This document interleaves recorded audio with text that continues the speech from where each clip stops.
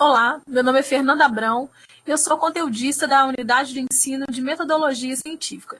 Estamos aqui hoje para conversar sobre o módulo 7, a elaboração de textos científicos.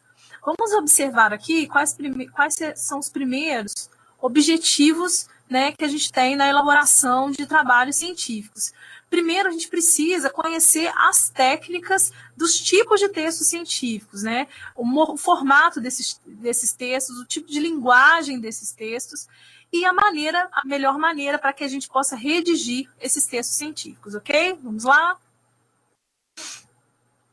Bem, a primeira coisa que é muito importante, né, não só na produção de textos científicos, mas na produção de qualquer tipo de texto, é conhecer sobre o tema proposto. Então, a escolha desse tema proposto ela é extremamente importante. E conhecer sobre esse tema também é de suma importância. E o conhecimento ele se faz de algumas formas, como a gente já viu. Uma dessas formas é a leitura de textos bibliográficos, de textos e informações, artigos científicos, livros, né, informações, né, de cunho científico ou didático sobre o tema proposto. Então, buscar, nesse primeiro ponto, a leitura e a compreensão de textos teóricos relacionados ao tema proposto é extremamente importante. Por quê? Porque a gente não consegue produzir nenhum texto se a gente não tem nenhuma base teórica para isso. Né? Então, é por isso que, às vezes, é muito difícil escrever, porque nem sempre se tem arcabouço teórico, informações sobre esse assunto que possam nos propiciar, né, a conduzir a argumentação e a discursividade de um tipo de texto específico, que no nosso caso aqui é o texto científico. Ok? Bem, a gente precisa, portanto, a partir do momento que conhecemos esse assunto, sabemos o tema, selecionar referencial bibliográfico, isto é, todo o acervo possível que nós tenhamos, tanto na biblioteca física, como em arquivos virtuais, né, em sites como o Cielo, por exemplo, né, que é um site muito importante, em que há reunião de vários artigos, várias documentações científicas, de várias áreas de conhecimentos diferentes. Por quê? Porque é importante a gente identificar qual é a fonte bibliográfica, isto é, o referencial teórico que vai ser mais relevante para a minha organização dessa seleção de material, que vai servir aí, posteriormente, como base, né, de fontes para que eu possa, de fato, produzir, né, os meus textos. Além disso, é importante, na elaboração desses trabalhos científicos, registrar as informações importantes.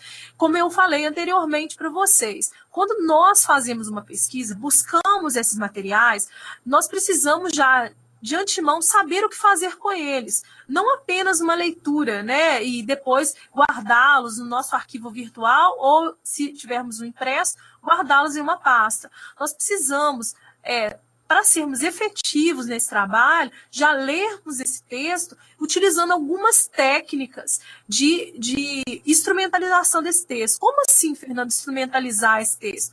Utilizar técnicas, por exemplo, de esquemas, de sublinhar o texto, de fazer anotações, de organizar fichamentos, ok? Então, essas informações, essas técnicas que nós vamos ver aqui, elas vão nos auxiliar a registrar muito melhor essas informações à medida que a gente for lendo o texto, ok? Então, e aí, para que a gente faça isso da melhor maneira possível, a gente precisa estar de posse dessas técnicas para que a gente identifique as proposições, né, mais importantes, mais relevantes, e possamos aí construir uma base de informações que depois vão nos auxiliar na construção do nosso texto científico. Por quê? Porque nós temos tipos de pesquisas somente bibliográficas, por exemplo, mas também temos pesquisas que podem associar, como nós vimos aí no módulo 6, associar tanto pesquisas práticas, né, de cunho de aplicação, né, quanto pesquisas também que podem ser só teóricas. Então, a gente precisa de fundamentação, que a gente chama, para poder conduzir, auxiliar na construção desse texto, né, que tem que ter esse caráter de cientificidade, ok? Bem, é importante pensar também na elaboração desse trabalho quais são as nossas questões, como eu já falei com vocês em outros momentos aqui, que hipóteses nós temos relacionadas com esse texto, né, com esse tema, desculpem, com esse tema, o que nós queremos buscar com ele, que situação, problema, que interrogação, que problemática nós vamos trabalhar. Por quê? Porque o tema é muito amplo, como a gente viu também. A gente precisa de uma delimitação, de uma especificação de um tema, como nós vimos aí no módulo 6. A gente precisa delimitar bem esse tema para que a gente consiga até selecionar material que possa ser, de fato, relevante para ajudar na nossa argumentação. E é importante aí, a partir do momento que temos essas situações, né, essas hipóteses, nossos levantamentos teóricos, e esse material de referencial, começar a fazer uma análise crítica. Será que tudo que foi escrito nesses artigos, eles são extremamente corretos? Será que está tudo certo? Ou será que é possível utilizar dessas informações ou não? Né? Será que a metodologia que foi utilizada, ela seguiu um critério sistêmico? Né? Ela foi realmente observado todos os quesitos necessários? Né? E aí, sim, fazer uma análise crítica e analítica das informações, tanto dessas informações, né, de referência bibliográfica que foi selecionada, quanto de dados, né, quantitativos, por exemplo, e como é que a gente pode fazer a junção desses dados na construção do nosso texto, tá joia? E buscar aí na discussão argumentativa. Óbvio, se nós temos dados estatísticos, por exemplo, se temos referencial teórico, autores que possam me auxiliar e, principalmente, análise crítica em relação ao tema que eu estou propondo, facilmente eu conseguirei fazer um texto argumentativo, expositivo argumentativo. Por quê? Porque eu tenho todo o arsenal necessário para fazer essa discursividade acontecer, ok? E com todas essas informações, né, que eu estou levantando aqui para vocês, nós vamos conseguir fazer a elaboração desse trabalho científico. Bem, como eu disse, eu gostaria de tocar muito nessa tecla da leitura, ok? A leitura, ela é extremamente importante e pensar também nos processos que a leitura pode nos trazer, tá? Então, eu preciso entender que a leitura ela vai me ampliar o horizonte.